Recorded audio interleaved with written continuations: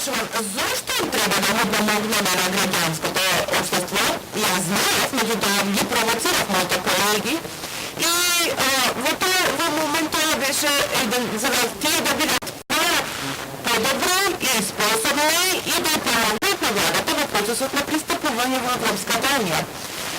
Че таа чијаница почнав да размислувам за потребата за посеопфатна рамка со цел да можеме да видиме во која насока ќе одиме и во која насока сакаме граѓанското општество да се развива.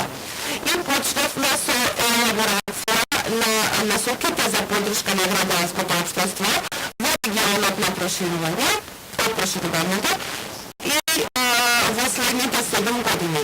Главните принципи на нашите системи, и за тоа сум многу јасен, и се уште јас и ние се бориме, имаме внатрешна битка во комисијата по Брисел.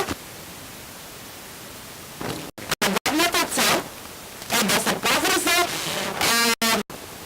политичката поддршка со финансиската поддршка. Никогаш нема да бидеме успешни ако продолжиме да ги даваме грантови само на селективна основа, за да можеме да допреме само до 2% од активните граѓански организации во секоја земја, ако имаме некаква политичка цел. Која е нашата политичка цел? Имаме инструментот за поддршка на граѓанските организации и имаме работна група за соработка со граѓански организации. Сега не само во рамките на секторот кај што јас работам и директоратот кај што работам, туку и другите генерални директорати редовно седнуваме да дискутираме за нашата стратегија за поддршка на граѓанското општество. И токму заради тоа, овие насоки всушност се референци кои што наскоро ќе бидат финализирани. Колешката од Македонија ќе каже што ние всушност направивме. Ние се обидуваме да бидеме фокусирани и да одиме од 40 индикатори на број што ќе биде по-одржлив, односно 15 до 20 показатели. И за прв пат ние во комисијата сме сериозни, бидејќи претходно немало никакви други примери, дека овие показатели ќе ги следиме секоја година. Ќе поставиме основата, ќе ги утврдиме целите, односно вие ќе си ги дефинирате вашите цели, бидејќи главниот принцип на нашата поддршка е дека ние го поддржуваме оно што вие го правите, не обратно.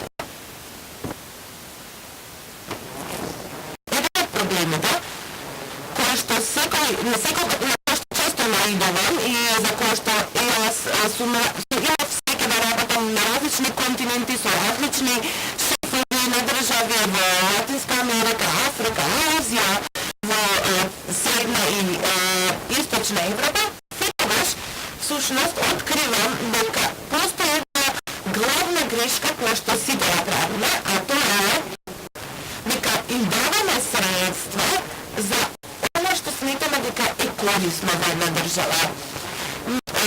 Кажеме дека не треба да ви помогнеме во оно што вие сакате да го направите или да го сработите. И токму оваа разлика во ставот кај страната на донаторите не е присутна во сите земји. Постојат и добри примери, меѓутоа постојат и многу добри примери широм светот. И токму заради тоа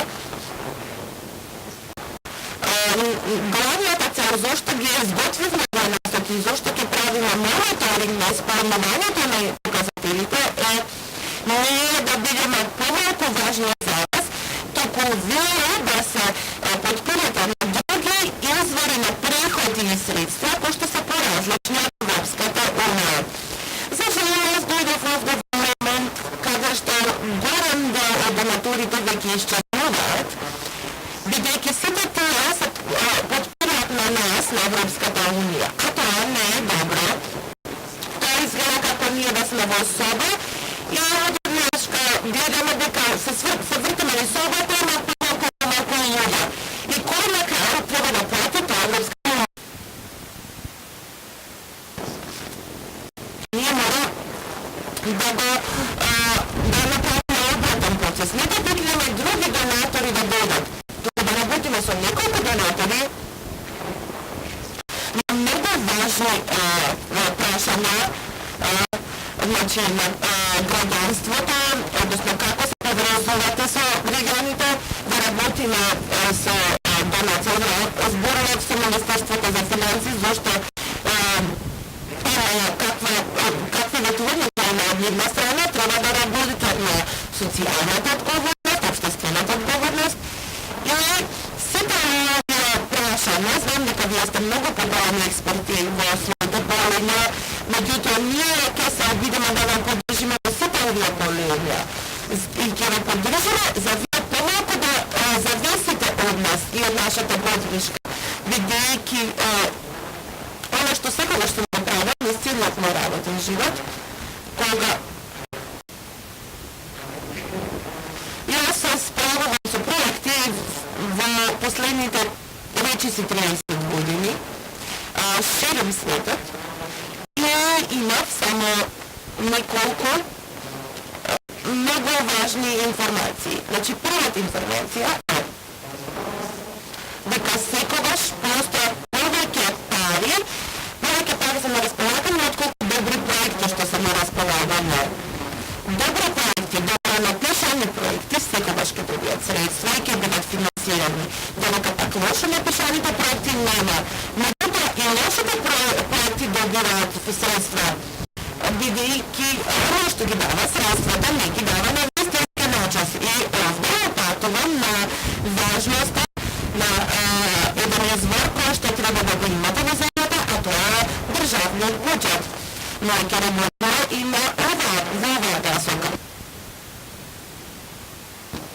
Се обидуваме да зборуваме и со владата, да добиваме значајна проценка на оно што тие прават и да ќе направат во идене. Пред нас имаме огромна работа. Јас можам да донесам нешто во оваа дебата, тогаш јас ќе ја донесам нашата земја и посветеност да ве поддржиме, што вие и ние заедно сметаме дека е најдобро за оваа земја. Исто така сака да направиме напатување на случајот во Македонија. Не знам доволна информација за да можам да дадам совети, бидејќи овде сме само неколку дена и одам во сите региони, во сите земји од проширувањето, меѓутоа можам да направам одредени паралели. Меѓутоа сметам дека овде постои една навистина чудна конфронтација. Може би не треба да го потребам тој збор, туку треба да кажам дека граѓанското општество и владата избегнуваат да се поврзат едни со други. И токму тоа е почетната точка на која што треба да се работи за да се подобрат односите. Ако имате брак и односите во бракот не се добри, нешто треба да се стори. Меѓутоа во овој случај вие не можете да одите на развод, бидејќи тоа ќе биде доста болно за сите засегнати страни. Па затоа сметам дека владата на крајот на денот, меѓутоа и вие сте чинети од луѓето, а луѓето имаат различни карактери. И треба да разбереме дека би сакал да има многу повеќе психолози во граѓанското општество за подобро средства и за мојата поддршка. Бидејќи тоа е еден вид на главните постигнувања, а тоа е да ги привлечете и да натирате владата подобро да разбере дека работата со неколкума не може да и даде на владата уште поголема предност. Оно што го научив во Црна Гора е тоа дека 90% од државните службеници не можат да дадат дополнителна вредност. И токму од страна на развојот на земја тие се безкорисни. Меѓутоа, жал ми е што морам да ја кажам, ама реалноста е таква. Не знам каква е јавната администрација во Македонија, меѓутоа не верувам дека таа mnogo porazlična od ova situacija. I сега, ono експерти и лица кои што се посветени водоловно седат меѓу вас. Значи седат во граѓанскиот сектор, па токму затоа ако некој кој седи во владата разбере дека му недостасуваат капацитети и заложби и посветеност и разбера дека од друга страна постојат овие капацитети кои што може да бидат искористени, тогаш некој треба да ги спори овие капацитети и да ги натера сите засегнати страни да разберат дека искористувањето на овие капацитети од граѓанското општество во спорака на услуги, во советување и така натаму е од голямо значење за развојот на земјата. Ова е нашата најголема грижа и токму заради тоа ние всушност работиме на подобрување на климата за работа на граѓанските организации.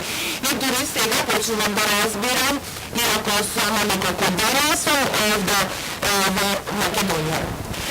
Па така, малку по малку, чекор по чекор, ние ќе можеме да напредуваме, меѓутоа важно е да имаме поставени цели и принципи кои што ги следиме и дека треба да се обидеме, да стапиме во контакт со вас, за да можеме ние да завршиме нашата работа на најдобар начин. Таксо обезбедува поддршка, тоа веќе е функционално повеќе од 4 години, меѓутоа ние мораме да разбереме која е излезната точка на нашата техничка помош.